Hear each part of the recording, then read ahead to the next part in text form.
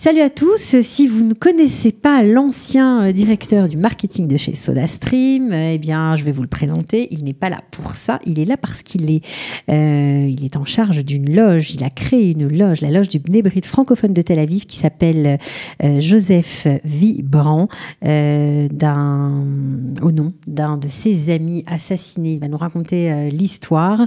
On est ravis de l'accueillir et surtout ravis de savoir qu'une loge francophone à Tel Aviv eh bien, est en plein renouveau, beaucoup d'activités, beaucoup de projets et ça nous fait bien plaisir. Bienvenue au studio Kalita.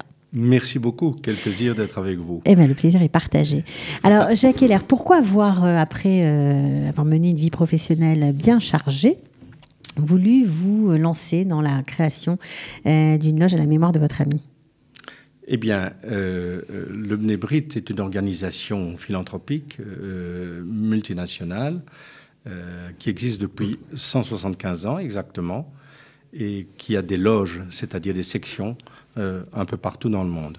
Il y a en Israël une quarantaine de loges, dont 2 francophones, Natania et Jérusalem. Il n'y en avait pas à Tel Aviv. Il y en avait une, mais qui avait disparu.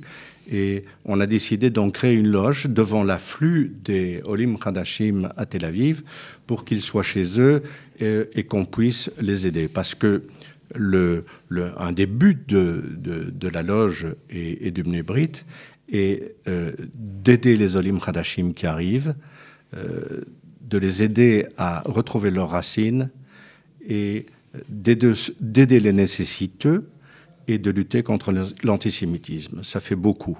Mais on forme un grand groupe. Alors, vous l'avez appelé au nom d'un ami à vous, lâchement assassiné en Belgique, Vibrant Joseph. J'espère que je n'ai pas écorché son nom. Non.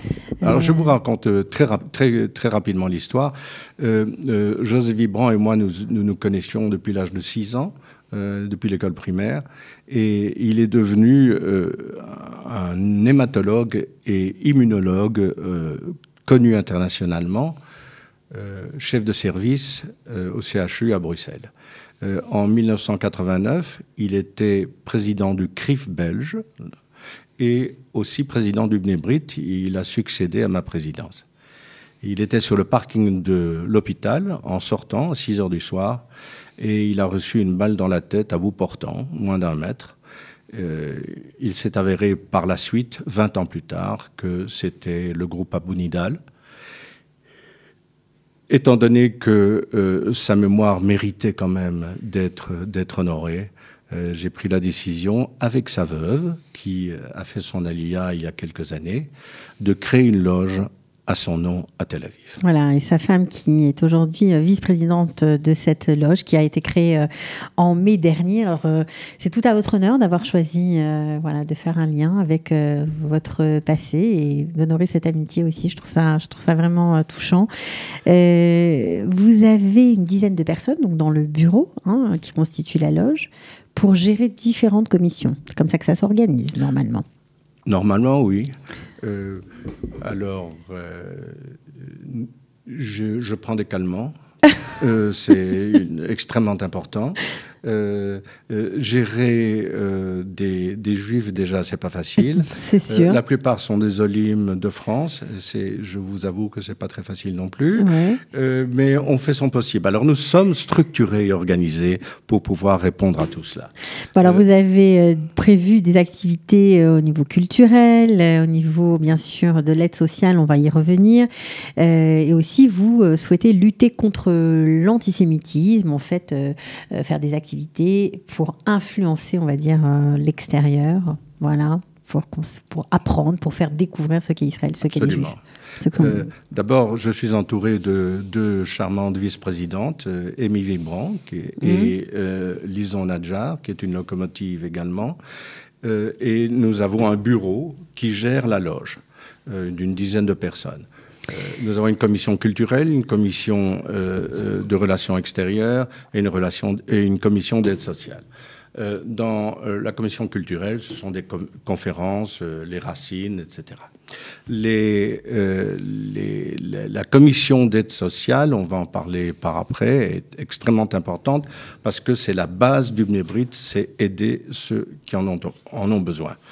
Relations extérieures, cela veut dire des contacts avec les loges extérieures, mais aussi avec le monde extérieur au Bnei Brit, avec le monde politique, et pouvoir fournir les arguments et le soutien nécessaire aux loges en France dans leur lutte contre l'antisémitisme qu'heureusement, nous ne ressentons pas dans notre pays ici. Ici, en Israël. Alors, la première conférence, on va dire que c'est un peu un clin d'œil à votre ami Joseph, puisque le 28 octobre à 19h, ce sera le professeur Izzy Pelk, ancien chef de service en psychiatrie, qui viendra donner une conférence sur le bonheur. Voilà, tout à fait, sur magnifique. Le bonheur et le bien-être, mais aussi vu d'un point de vue juif. Alors, par coïncidence, Izzy Pelk est toujours à Bruxelles. Il est pour quelques semaines en Israël. Il a accepté de venir nous faire une conférence. Il était aussi un ami de Joseph Vibrant. Donc, j'ai bien compris qu'il y avait un... Tout ça se regroupe. C'est un médecin qui a énormément d'humour et il viendra nous parler de ce bonheur qu'il nous propose. C'est le titre de la conférence. Le bien-être et le bonheur en une leçon. Il écrit des livres à ce sujet et notre conférence a aussi comme objet de recevoir tout le monde autour d'un beau buffet qu'on prépare d'habitude de rafraîchissement. L'ambassadeur de Belgique sera là également. Bref, nous aurons le plaisir de l'accueillir et on serait surtout très heureux de vous accueillir tous. Alors, venez. Donc, 28 octobre à 19h, ça se passera à Neve Tzedek, dans vos locaux. Oui. Voilà, c'est juste à côté de la Rehov Pines. Oui, Rehov Pines et Shabazi. Voilà, c'est le centre de Neve Tzedek. Voilà, c'est Rehov Rokar, je crois, numéro 36. Donc, oui. Vous pouvez venir assister à cette conférence. Voilà, alors ça, c'était pour l'activité, on va dire, imminente. Maintenant, vous avez un très beau projet d'aide sociale parce qu'en vivant en Israël, forcément, vous avez été touché par la réalité des gens du sud du pays qui vivent depuis quelques mois sous les attaques palestiniennes incessantes. Absolument. Le projet a débuté ainsi. Nous étions quelques-uns, dont ma femme et moi, à un marché de Jérusalem où les gens du Sud sont venus présenter leurs produits, fruits, légumes et autres, etc. On a eu l'occasion de bavarder avec eux, on a acheté quelque chose, et puis une des femmes de Netivot s'est adressée à mon épouse Astrid et lui a dit, elle a commencé à pleurer en disant « on est abandonnés ». Nous n'intéressons personne.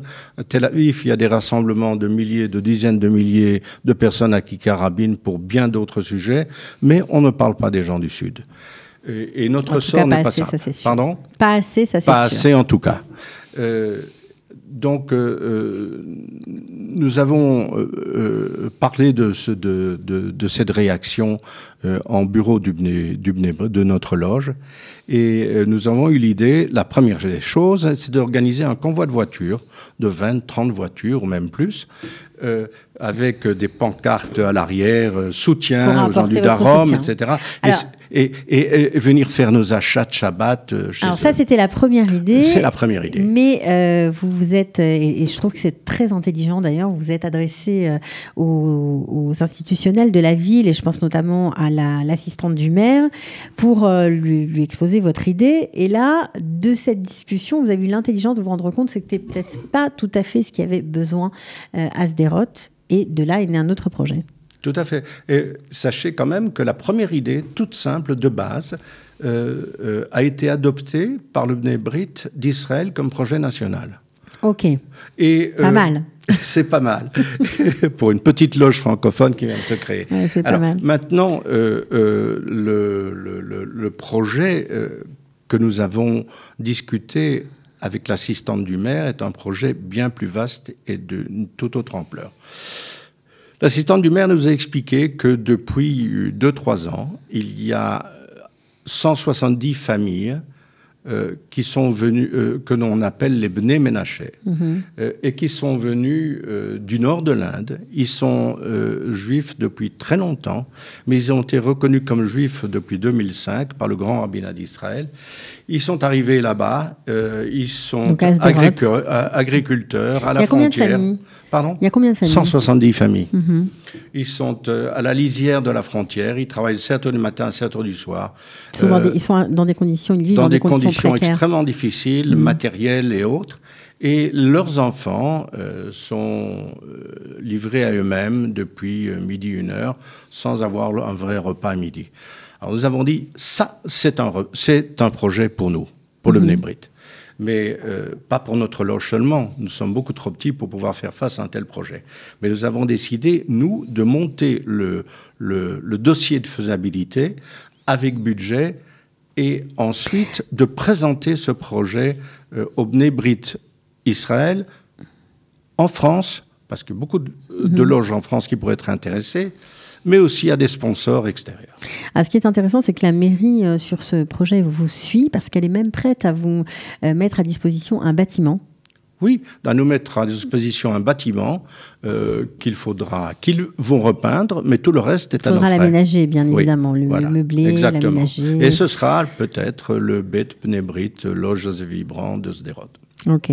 Alors, c'est un projet pour Pessar 2019, parce qu'il faut du temps pour la faisabilité, etc. Mais si jamais certains auditeurs nous écoutent de Belgique, de France, parce qu'avec la magie d'Internet, on arrive partout, vous pouvez nous aider, ou en tout cas les aider à lever des fonds.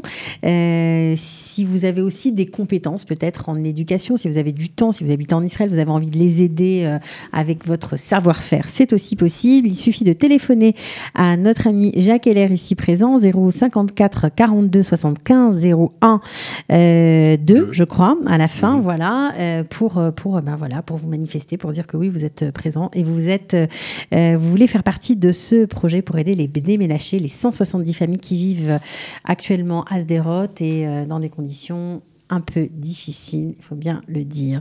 Voilà, alors il y a encore plein de projets, j'imagine, on ne peut pas tout raconter. Mais c'est déjà pas mal. Il y a un projet dont je dois vous parler qui aura lieu déjà en novembre, une conférence de Chaim Muzikant et Jean-Pierre Alali. Chaim Muzikant est le vice-président du Bnei Brit France. Ils ont écrit un livre sur les 70 figures d'Israël. Ils viennent présenter leur livre. Et nous serons heureux de recevoir tout le monde également. Alors, est-ce qu'il y a une page Facebook pour suivre l'actualité de la loge ou non, pas ? Je fais un grand appel, nous sommes une loge jeune, à toute personne qui peut nous aider à faire la communication par Internet. Nous serons très heureux d'avoir son aide. Bon, alors je redonne le téléphone parce que je suis sûre que vous allez avoir des gens qui vont vous aider. 054 42 75 01 2. Voilà, vous pouvez appeler notre invité pour vous proposer, pour les aider. Merci d'être venu.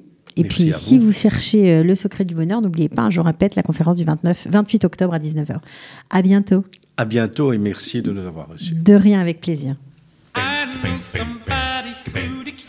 Sortez, respirez, c'est le Quality Time.